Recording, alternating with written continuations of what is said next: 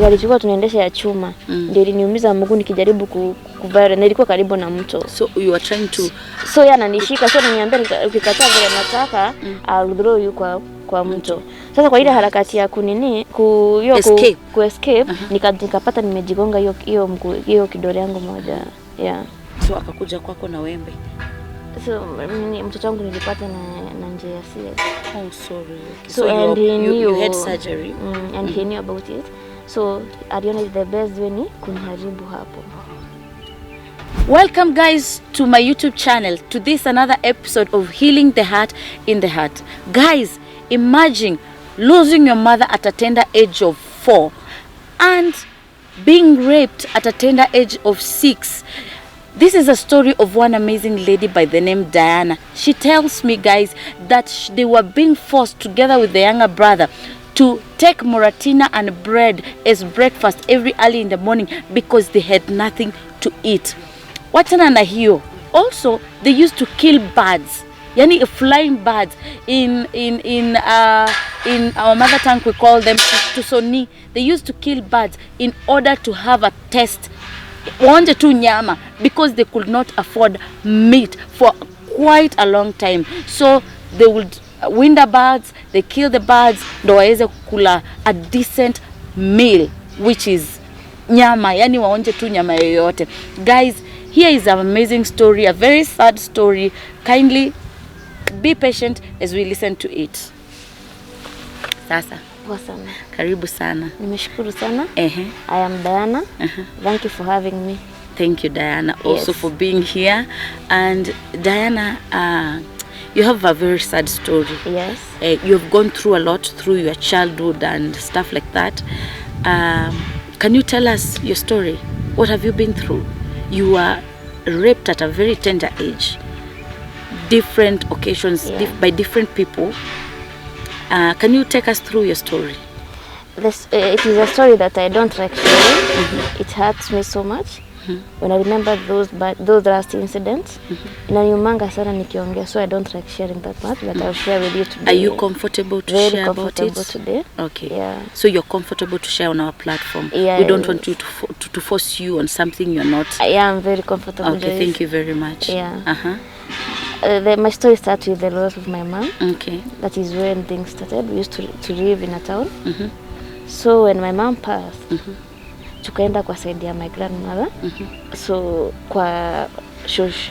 Sasa tukaenda huko, alikuwa anauza pombe, chang'aa, Muratina. So the mom of your mom, let me put it that way. Yeah, okay. That way. So tukaenda huko with my younger brother. Alikuwa mdogo pia, yeye pia mimi nilikuwa mdogo. So tukaenda huko. My dad was there, but that time alikuwa mlevi sana. Hakuwa anaweza ile kutu provide. So your dad was alcoholic? Very, very alcoholic. Alikuwa anaingia na sana. Was he violent?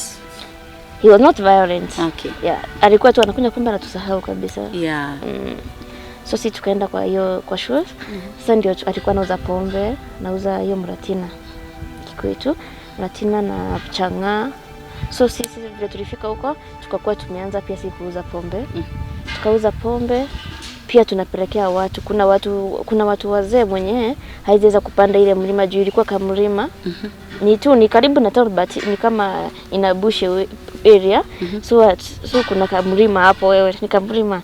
So kuna watu tulikuwa tunapelekea pombe. Babangu mwingine anapelekea pombe. Kuna kuwa leo ni wewe unauza, kesho aende akanunue vitu za kupika pombe. That's how we used to live. So your grandmother took you in, but did she take you guys to school, or were you guys just going to sell whatever she was brewing? We were just selling. Actually, mambo ya shule hatakuwa ijua. Kuna sema nitawapeleka. Yeah. So, and I was very young, so hata sikuwa najua maana ya shule. Nilikuwa na tu watu kienda shule. Hivyo tu. Because hata watoto wengi wa area wako wanaenda shule. Hata sasa hiyo ukienda kwa wengi waendangi shule. Yeah, okay. And then so mlikuwa mnaenda kupelekea wazee? Kwa tunaenda kupelekea wazee juu unaona kuna mtu atateremka, lakini ile kupanda it take time. So yeye anapiga tu simu, anasema apelekewe pombe fulani, so either mimi nitumwe or my bro atumwe. So mimi nikitumwa, that's when nikienda huko sasa ataanza ile mambo ya ataanza violence, kulishika cha nguvu, and at that time sijui what's happening. Yeah, because even if you can look my leg, anakwanga na mark nyingine hapa, niliumianga mguu nikijaribu kuviolate, na nilikuwa na ile kuna gari tulikuwa tunaendesha ya chuma, ndio iliniumiza mguu nikijaribu kuviolate, na ilikuwa karibu na mto. So you are trying to, so yeye ananishika, so ananiambia ukikataa vile nataka I'll throw you kwa mto. Sasa kwa ile harakati ya kunini ku escape nikapata nimejigonga hiyo kidole yangu moja. Yeah. So how many times were you raped when you were young? I cannot know exactly, but how do I say?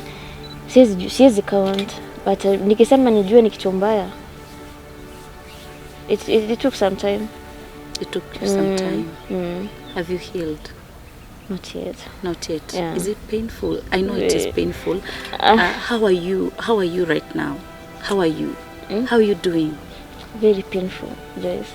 Do people understand you? Even I don't share that much. You've harbored it. You have harbored the pain. It is that ilinipotezea amani yangu ya kitambo. Yeah. So did you tell your grandmother your time kwamba shosh ukinituma niende nikauze Muratina, kuna watu ambao wana nidhulumu? No, alikuwa busy sana. So these things happen, and then the guka was drunk all the time. So, then ungeenda kushare naye kitu kama hiyo. So shosh naye ako busy huko ndani anapika pombe, ni anauza. Sasa unaona mara ameshikwa na polisi. So these things were happening to you and you had no one to share with, because hakuna mtu ambaye labda alikuwa concerned na your life. Tunaweza sema hivyo. Yeah. It is very sad. That is when until my side ya babangu sasa shows. Sasa ni alidiscover tujaenda shule. So hiyo ndio alitukujia. Okay. Then alitukujia tukatembea, kumbe tuliwalk distance mrefu sana na katupeleka shule. Okay. So that's where tumelelewa huko from 6 years, 7 years ndio tukajoin shule. So you guys joined school after Shosha mwakujia from your father's side. Yeah. How was life with the other Shosh? It was not hard. Ilikuwa ngumu, yes. Juu sasa nani ushago, sunero ya maisha ushago. Akatuingiza chama kingine hapa ya ofisi, au ndio walikuwa provide uniform, and uniform tuna huko hatakuwa tunalipa school fees hiyo time. Okay. Yeah. Do you feel like shosho wako wa side ya mom, huyu mwenye alikuwa anauza Muratina, do you feel like she failed you guys? She failed for me as a girl. Yeah. She would have been there for you guys. She failed. Okay. Even sorry, wakati tulienda kwa show, so tulienda tukasettle, tukamsahau. That is when we came to hear like after a year later alikufanga na accident pamoja na kuka. So hawako saizi? Sasa wako. Okay. Even forgot them. How was life like kwa huyo shosh mwenye mlikuwa mnauza Muratina? How was your daily life? Life was, how do I describe it? Tunaamka tu, food nini, was she caring at not any really, time? Not really. Tunaamka, kitu ya kwanza ni kuuza pombe, because tunaamshwa, watu wanatuamsha. So unaelewa wako ile kutoa roko ya, so watu wanatuamsha. So the best thing ni si pombe na mkate ilikuwa tu, hii mkate alikuwa ananunua mkate sana. So tunanunua mkate, ama unaona mredi anakuja na mkate kwa amebeba, tunakula hivyo. Walikuwa wananidhulumu sana as a girl. And mara ikifika mchana tunasa ndio tulikuwa tuna hizi bands tuna trap, na sijama unajua hii style ya beshen, unaweka tu kaugali hapo chini, una trap ndio unachoma mkono unashika. So mlikuwa mnakula ndege? Yeah. Oh my God, this is so sad. Yeah. And ni wapi ilifika kwamba mnaanza kukunywa as kids Muratina na mkate? It's atusemi alituambia tukunywe, sasa hatuna you didn't have an option? Hatuna, yeah, we didn't have an option. So kuna times social alikuwa anaacha bila chakula, anatoka tu naenda kununua hizo vitu za kupika na tuache hivyo, na unasikia njaa, utafanya nini? Yeah. Ama kuna mlevi mwingine kutoka pale, hata kama mmoja wawili atakuja kwambia hebu onja kidogo. It happens hata siku hizi. kuna kitu ulikuwa umeniambia kidogo na you told me that when mlikunywa mlikuwa mnalala vizuri. Actually tulikuwa tunajua ni kitu mbaya. Because does it mean that the other days mkiwa hamjakunywa hiyo Muratina hamkuwa mnalala? Were you so much disturbed that you know that they were rabies? As kids mnakosa usingizi. That time you're young, hatujui the light and the bad thing. That is when even after I was raped, that is when nilikuwa nakuja kujua tabia mbaya. Hiyo ilikuwa tabia mbaya. Yeah. Okay, this is such a sad story, okay? So mkaenda kwa shosh. Sasa ndio tukaenda kwa shosh. Actually hata kushare naye ilikuwa ngumu. Because sasa unaona sana, yeye anataka tu heal. Anajua tumepitia, anataka tu heal. Yeah. So that is when we tuenda huko, sasa tukakaa kidogo like a year, tukaenda kutafuta baba yetu Embu town. Sasa ndio hiyo time sana, unaona every Friday alikuwa anakuja kwa mlevi. Alikuwa anakuja every Friday. So mlitoka kwa shosh mkaenda kwa dad. Kwa side ya dad shosh. Hatujatoka kwa shosh. Huyu shosh side ya dad, mlitoka kwake mkaenda kutafuta your dad. Tukaenda kumtafuta, ndio tumwambie tuko hii side ya, yeye in case upate kitu natuletea. Yeah. So mkapata dada analewa. Analewa vibaya sana. Hata hakuwa anakumbuka njia kwenda home. Seriously? Yeah. That is when sasa akaanza kukuja every Friday. Tunasikia kwa hapa kwa kamteremko. Nasikia ametoa wizo, unajua ni babangu. Mlevi. So akikuja lazima apige binja. Hiyo lazima tulikuwa tunangojea saa mbili yote ya usiku hiyo Friday lazima tusikie hiyo wizo. Na akikataa kukuja hii tulikuwa stress sana. Okay. How was your relationship with your father? You and your brother mlikuwa mnasikizana? How was your relationship? With my brother? With your father? With my dad? Both of you? We didn't have time to talk even. That time he was not available for us to. Because hata akikuja hiyo usiku amekuja kwa mlevi, you won't talk anything. Ataongea tu aongee vile mtu aongea kwa mlevi. And then ataamka mapema ya saa 10 kutoka kwenda. Yeah. So we didn't have time. Okay. Yeah. So what happened next? Mwenye alitusaidia alikuwa anaitwa Mrs. Moya, the chairlady in that abusive group. So yeye ndiye alikuwa atuofa some counseling. So even when I shared the story to her, alikuwa sana anafanya hiyo kidogo tu hivyo. Yeah. Bado mkaendelea kukaa kwa shosh? Yeah, tuko kwa shosh. Were you able to finish school or how did it go? Nilimaliza mpaka form 4. Nice. Yeah, nice. 2015. Shosh took care of everything. Yeah. That is nice. Hata kama sijaichukua certificate yangu juu ya hiyo balance ya school fees huko ushagoi zichukua. So uko na arrears shule. You're not able to get your certificate because of the arrears. Na kama umepoteza kitabu hivyo lazima ulipe. How much was the arrears? Like 10,000. 10,000. Okay, so ulipomaliza form 4 ulienda hustle ama what really happened? It happened when my dad alipata girlfriend.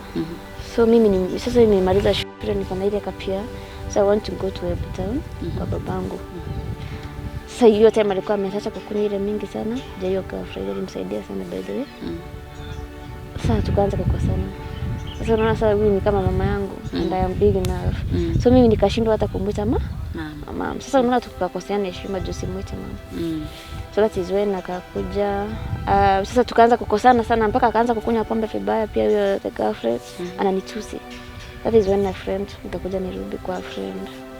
Kuja Nairobi, okay. Yeah. And then? So mimi nikawaacha huko. Sasa wakanitafuta by the way, nilikaa bila kuambia kwenye niko. So ni kama ulitoroka home? Nilitoroka home. Yeah. Kwa kuja Nairobi ulipata hustle huko ama? Sikupata hustle ile haraka kwa friend. Nilikaa kidogo like a year. Hivyo tu kama nikibarua kidogo tunaanza tunasaidiana na yeye. Hivyo tunalipa nyumba ni hivyo. And then?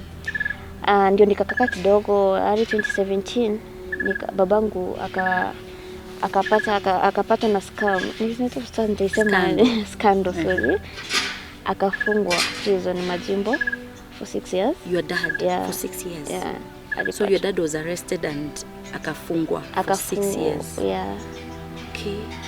So at that point you guys had no any parent close? Yeah. So even ndio sasa nikajua hiyo scandal hiyo time alikuwa kwa court, nikaenda nikasikiza kapewa bond kubwa hata haiweza kulipa, so ikabidi tu akae prison. It was hard because I used to cry. Hata nikisema nitoke hapa niende nimuone, I used to cry very much. So nikasema nikakaa karibu miaka 2 kama sijaenda kumuona. Did you feel bitter? Very, very bitter. It was hard even. Kwa nini kwenda kumvisit for 2 years?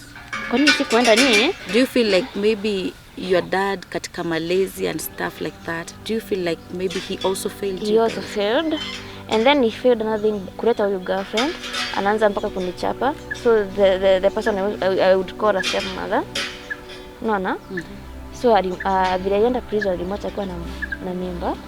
Na vile alipata mtoto, sasa babangu ashaingia prison. Kapata mtoto akakaa 10 months then akapass. And so I remember hiyo siku mtoto alikuwa anaenda hospitali hapo Embu General. Nilienda kumuona. Nilienda kumuona. So now the girlfriend. Yeah. Nikaenda kuona the girlfriend the hospital na bado nikaenda prison kuambia vile nimewaona because alikuwa anapiga simu sana anasema nyumbani niende nimuone juu mimi haizi nipigia. So nikaenda kumuona sana. Mimi nikamwambia aje hata wako sawa, wako karibu kulilisiwa. On that night mtoto akakufa. Utarudi aje kumwambia? Nimemwambia wako karibu kulisiwa. Wako sawa. Nikamwambia wako sawa. Then usiku mtoto amekufa. It was hard. Sikuenda tena. Sasa nitamwambia aje? Yeah, it's aje. Hajaiona mtoto hivyo. Nitamwambia aje ati mtoto alikufa, nilikwambia kwa karibu kulisiwa kutoka hospitali. What? So nikakaa tu Nairobi tu, acha sasa sikuwa nenda nyumbani. Okay. Because my relatives even hawako wananisaidia, hawako wanajua nini, hawako wanaenda kumuona, so I gave off. Diana, yeah. How was your life in Nairobi? See, it's sometimes good, sometimes not good. Yeah, because I'm a mother too. You're a mother? Yeah. To how many? 1 boy. Wow, 2 years congratulations. now. 2 years now. Yeah. So how is parenting taking you? Woo. Are you married? No, I'm a single mother. You're a single mom. Yeah. Congratulations. You've gone through a lot. Thank you. Being a single parent and stuff like that. You're a strong lady. Yeah, you're a strong lady. There was a thing being a single mother for me. It happened last year. Mwisho hapo. Nilipata nikasema nimepata mtu. So the boyfriend used to tell me we go partying. Actually, I've forgiven him for that. So tulikuwa tunaenda partying. Is it the father of your kid? No. So you have a baby. You are co-parenting with the father of your kid. No. Are you together with the father of your kid? No, we don't even. You're not together. We don't even talk. Okay, that's why. Okay, so yeah, you entered into another relationship. Okay. So the man used to anataka tuende party all time. So a time reached and nikaona I have to be with my son sometime. So nikaanza. So the guy was a party guy. Yeah. Okay, so alikuwa anataka kila weekendi mnaenda out. Party, yeah. Now this new relationship. It was not new.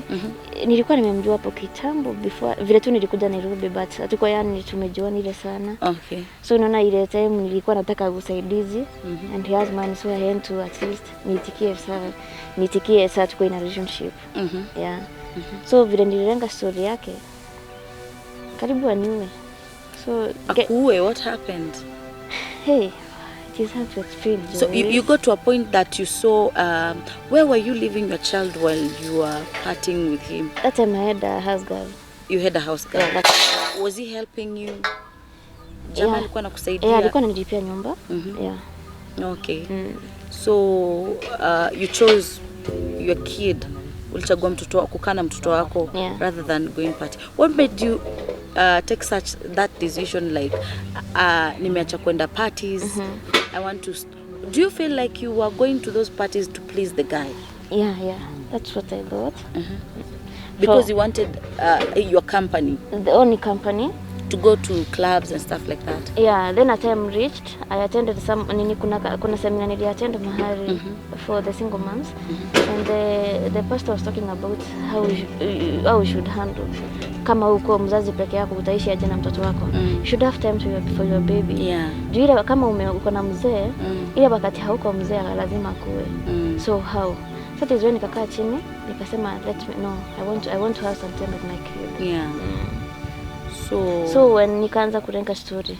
So vile nirenga story, jamaa akanikujia na ukali sana. Na akani damage vibaya sana. What happened? Alikudamage aje? It came with a nini? Can you tell us that story? Oh my God, Joyce.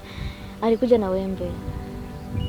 Wembe? Yeah. Alikuja kwako? Yeah, alikuja kwangu. Hatuko tumesettle So he did not accept kuachwa? Yeah, he did not accept. So akakuja kwako na wembe? So mtoto wangu nilipata na njia ya CS. Oh, sorry. So and he knew you had surgery? And he knew about it.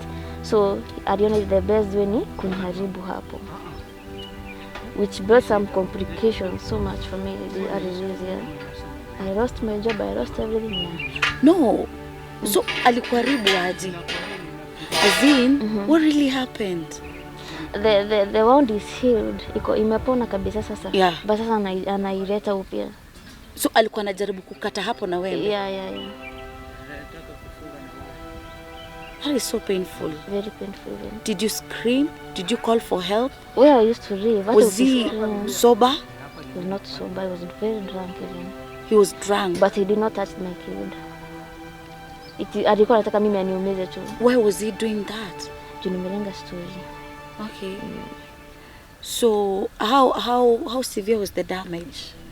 Alikuumiza kiasi gani? A point hata nimeenda. So unataka kuniambia this guy? Yeah. Alikuwa anachukua wembe, hiyo kidonda CS anajaribu kurarua. Kurarua, yeah.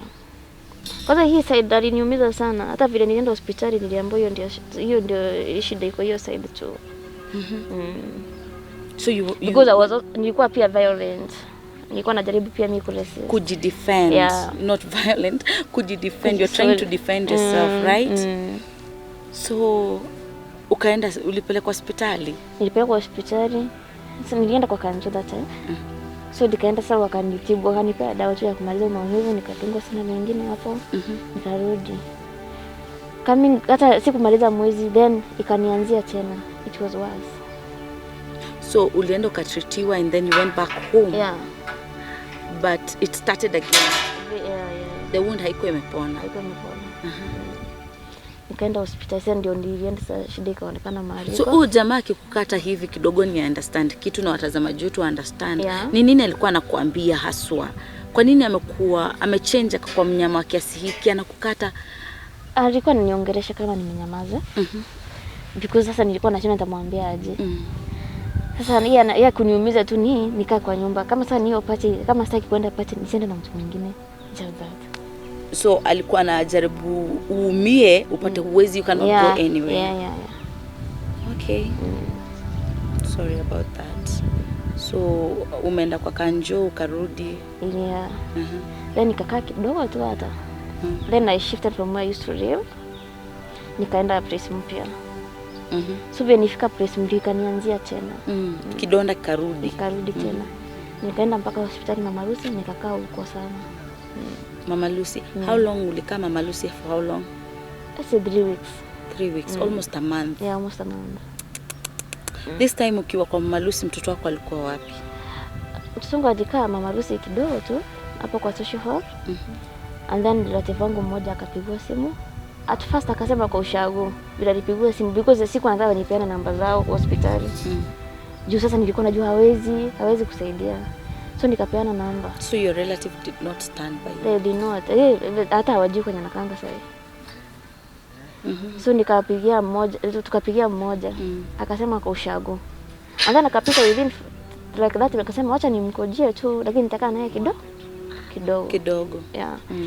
That is akakaa naye bele. Hata nilitoka hospitali alikaa naye. So ukiwa hospitali uko tu mwenyewe hakuna mtu anakuja kuangalia? Niko tu peke yangu, alikuja tu siku 2. Yeah. Kuchukua mtoto. Alichukua tu hiyo siku ya kwanza na ya pili. Juu kuna test nilikuwa nifanyiwe na singeweza kujipeleka. Yeah. Because hata kuinama ilikuwa shida that time. Okay. Yeah. So after 3 weeks Mama Lucy. After 3 weeks I came nikaenda sasa kwa the relative sasa. Kufika huko I don't know alikuwa amenipangia nini. Nikakaa siku ya pili sasa ndio akaniitia kazini wangu mwingine. And so sija heal, hata ningojea tu wiki moja tu ni at least ni heal. Anaanza kuniambia sijui kuna kitu inaficha, ni mimba ulikuwa unatoa because sasa nilikuwa nishaanza kubreed, ile kubreed. Sijui ni mimba ulikuwa unatoa, tuambie ukweli. Nikakuwa disappointed, mimi nikatoka tu nikaenda. Nikarudi sasa kwenye mali nilikuwa nakaa. Hata ni mtu alinipea fare kwa barabara because I had nothing. Sikuwa hata na simu. So ulikuwa unatembea kwa barabara ukaambia mtu akupatie fare? Ilikuwa asubuhi. Mimi nikamueleza because kitoto nilibeba ni documents za hospitali. Nilikuwa nazo. Nikabeba. Sasa nikaenda sasa nikamwambia mtu nisaidie fare inifikisha mahali kwenye naishi, mahali fulani hivyo. Na huyo mama alinisaidia by the way. Hata sasa tunaongeanga na yeye vizuri sana. So ukaenda kwako? Ndio sasa nikaenda kwangu. Kwenda kwangu hata sikumaliza hata wiki. Kiatika ni huyo. Rent ya ile last month kulipanga sijui nini nimekalia deposit. Na huyo jamaa mwenye alikukatakata haja kutafuta ama that time nimechange lines from kutoka ni shift huko. Nimechange sim card hata nimemblock hata online wote. So we do not communicate. Because anaweza kufanya madhara mengine tena.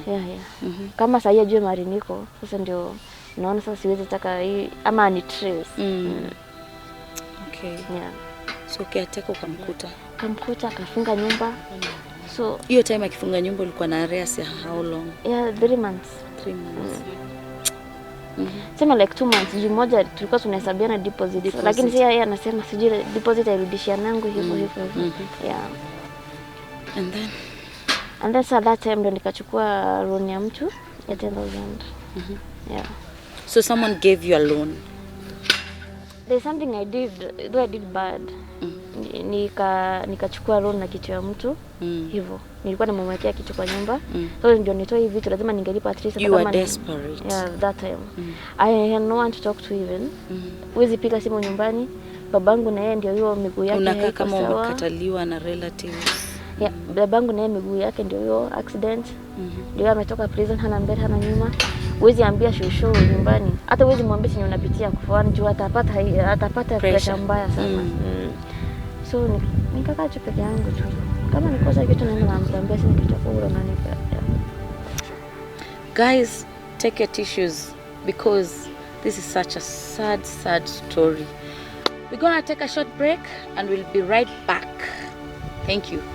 Guys, it's your girl Joyce Kioko, our YouTube channel Healing the Heart in the Heart. Guys, we want to appreciate everyone that has subscribed to our channel, whoever has commented, whoever has ever liked, whoever has watched our videos and share, whoever has invited friends. We really appreciate you guys. You guys are doing an amazing job. Let us spread hope to the world. And guys, for those who have been supporting the people that we have been interviewing, we appreciate you so much. Thank you for supporting this channel, be it financially, be it physically, emotionally, in whichever way you guys have stood by this channel. We really appreciate. Thank you so much for standing by us through this journey of bringing hope to the world. God bless you guys.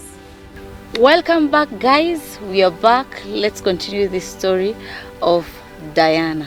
Yes. Kabla tuende break ulikuwa umeniambia kwamba ulikuwa umechukua loan mahali na kitu ya mtu. Unaweza tueleza je hiyo? Nilifanya hivi, nilikuwa nimewekea mtu oven. So nikachukua loan na item 10,000 ikizaa inakuwa 13,000. Kwa Shiloh kama. Yeah.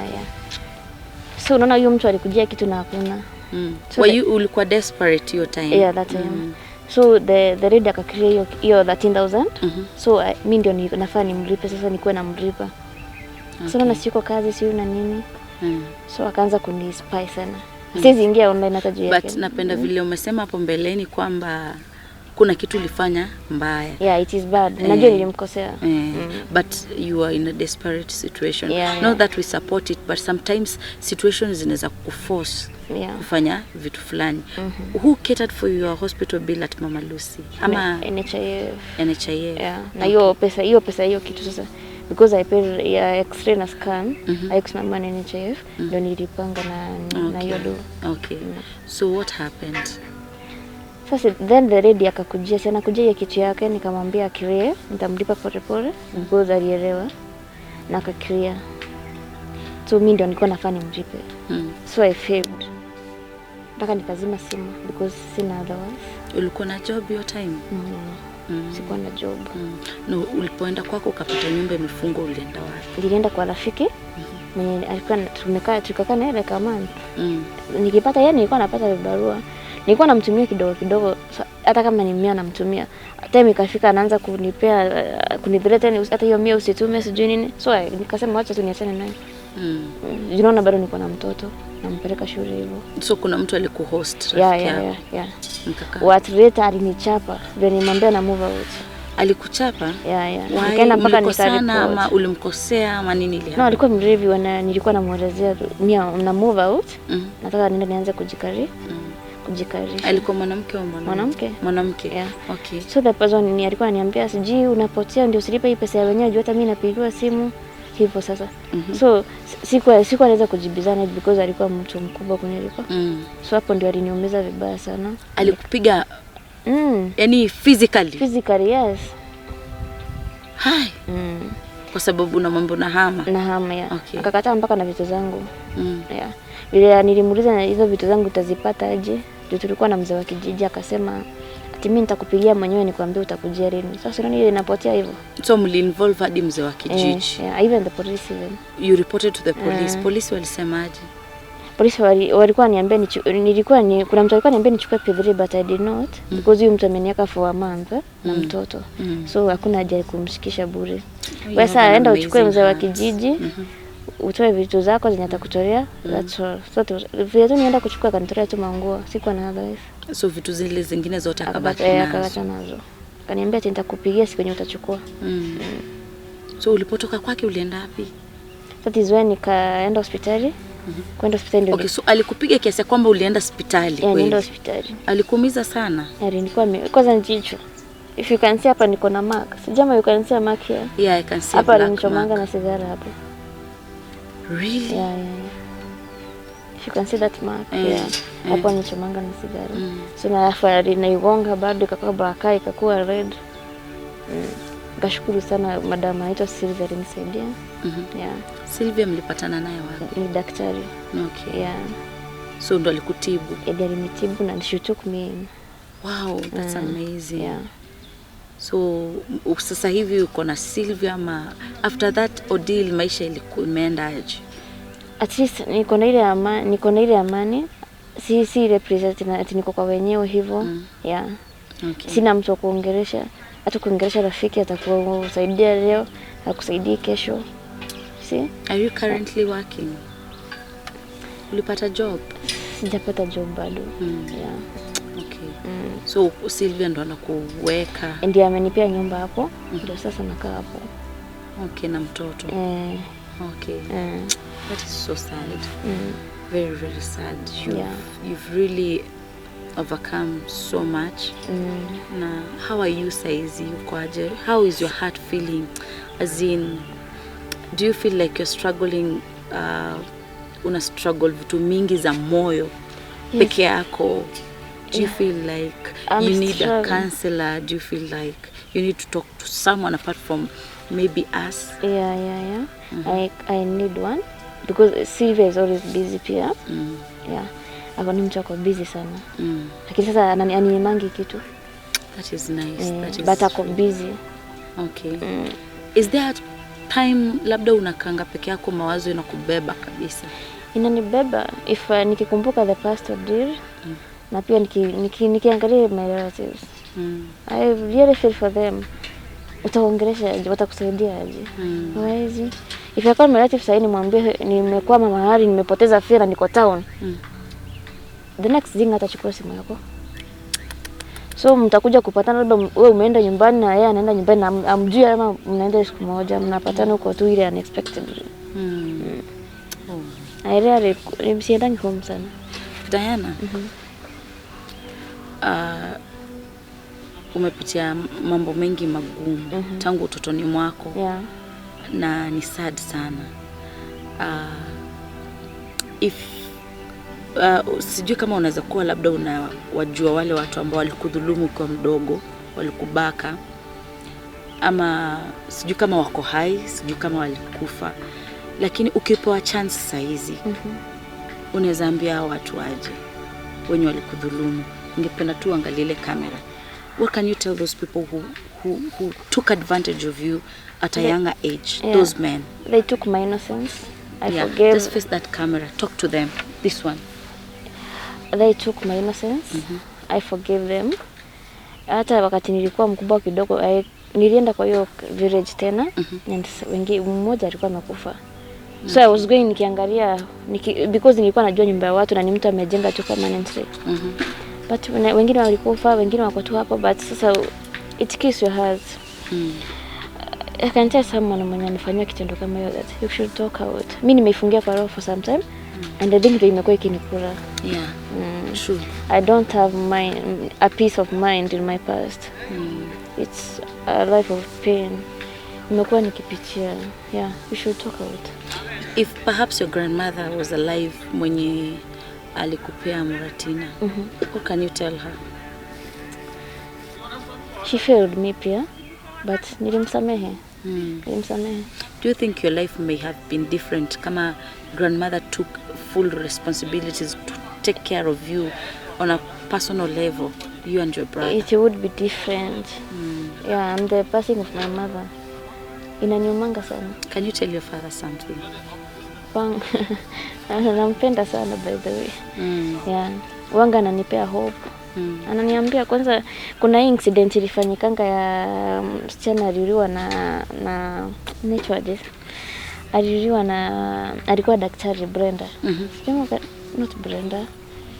Kuna msichana recent ama not recent. It's a bit late one. Okay.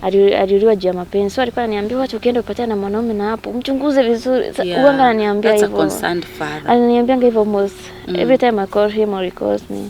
Tunaongeanga sana. And huyu nyanyako mama ya baba mwenye alikutekea care, unaweza mwambia nini kwa ile kamera? She is the best mother ever. I mean, nice. May she live long. Yes. And the people who have stood by you, hata kama si much, like Sylvia, and the lady who gave you transport kwa njia, stranger actually. Yeah, we even communicate by the... Okay, you guys are still friends. I want you to tell something. Appreciate them because they're good people out there. Yeah. Yeah, I want you to appreciate Sylvia. I want you to appreciate that other lady. Daktari Sylvia, nakushukuru sana. Yeah, you are one. Ulimenisaidia sana. At least niko na amani. Niko na amani. Yeah. And the other lady? The other lady who gave you transport? You told me there's a woman who gave you transport, a stranger. Actually, ulimwomba fare. Pia namshukuru sana. Juu sasa sijui ningeenda wapi asubuhi. It was very hard by the way when vile nilitoka huko kwa relative. Nilikuwa mapema sana. Nikapata. Nilikuwa na mtoto. Nilikuwa na mtoto. Na sasa sina hata nguvu ya kubeba mtoto. Akanipea chai na akanipea fare. Akaniambia ukifika tu niambie. Ukipata shida yote wewe rudi huko utakaa kwangu. Because sasa sikuwa nataka vile walinifanyia, sikuwa nataka niende nikae kwa mwingine anifanyie hivyo. So nilikuwa nataka niende kwangu hata kama nikikosa kitu cha kukula, I can stay there. Yeah. What can you tell your son? Oh, my son. Your son one day will come and watch this video because you see itakaa kwa internet, itakaa sana. So what will you tell your son? Kuna time ataanza ku understand the things. Yeah. Oh my God, Joyce. My son acha akuwa akiogopa Mungu. Even hata kama atawatch hii video, nitakuwa nimemexplain already. Everything that has happened, his father, nitakuwa nimemexplain everything. So he grew up kama anajua.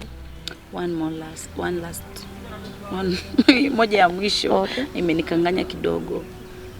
Huyo mtu alikukata, Sylvia. Alikuumiza sana. Not Sylvia, sorry.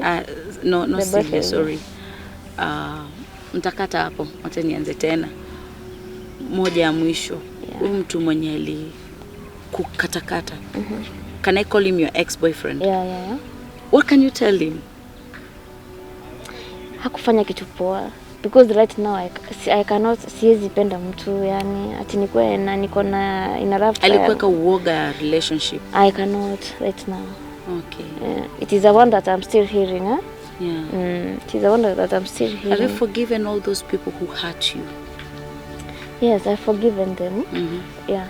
But if I can get someone to talk to, at least inaweza nitoka kwa roho. Yeah. So there's so much pain and bitterness in your heart. Yeah. That you need to let go. Yeah. Actually, this is a good step we have already started by you talking it out. And I'm sure someone who will be watching this will be willing to help you, because this is such a sad story and you really need help. You really need to talk to a professional counselor.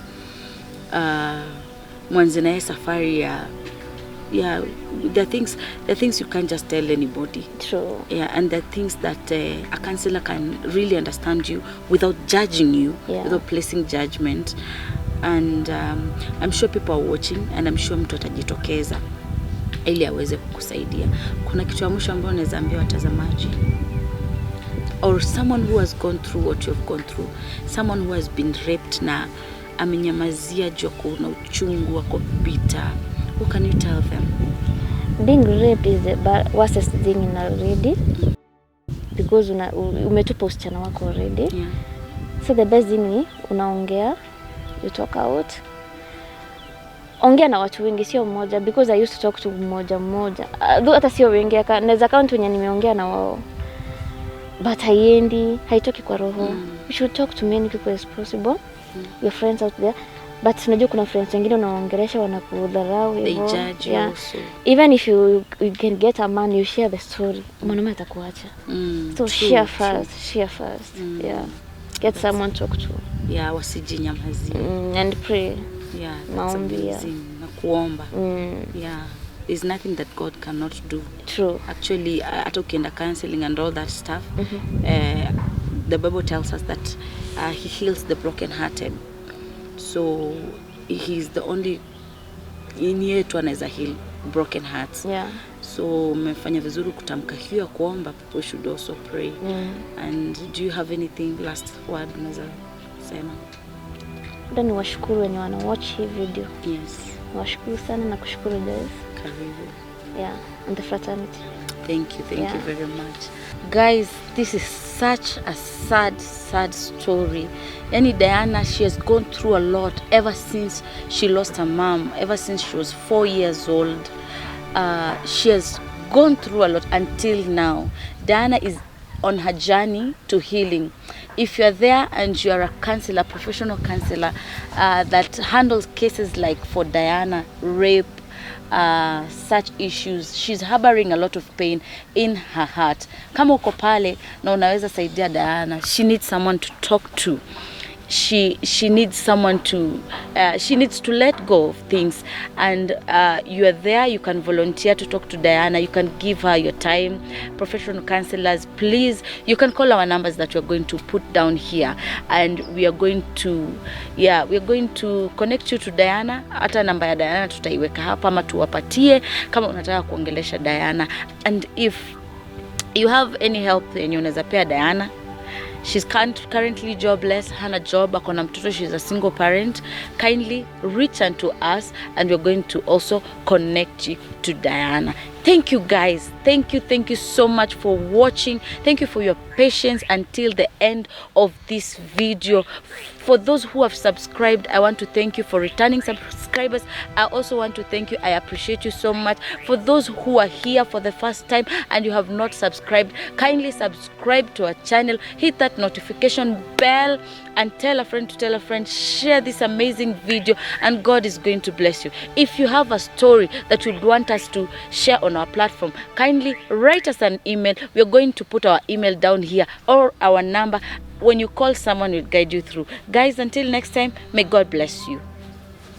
Guys, we started a program of putting a smile to someone's face. Basically, guys, what we do is just we give food hampers to strangers, people we know nothing about, because in this life today with COVID and everything, we've realized that so many people are struggling with life. So many times I normally say, guys, you don't have to be rich to bless someone. Na pia mi upenda kusema mkono upeano, kupeana ni kama kumkopesha Mungu. So guys, tune in, even wherever you are, whatever small you have. Ukiwa na mtu unaweza mbariki pale, mpate. Maybe that is the only thing they need at that time to push them with life during that particular time. God bless you guys.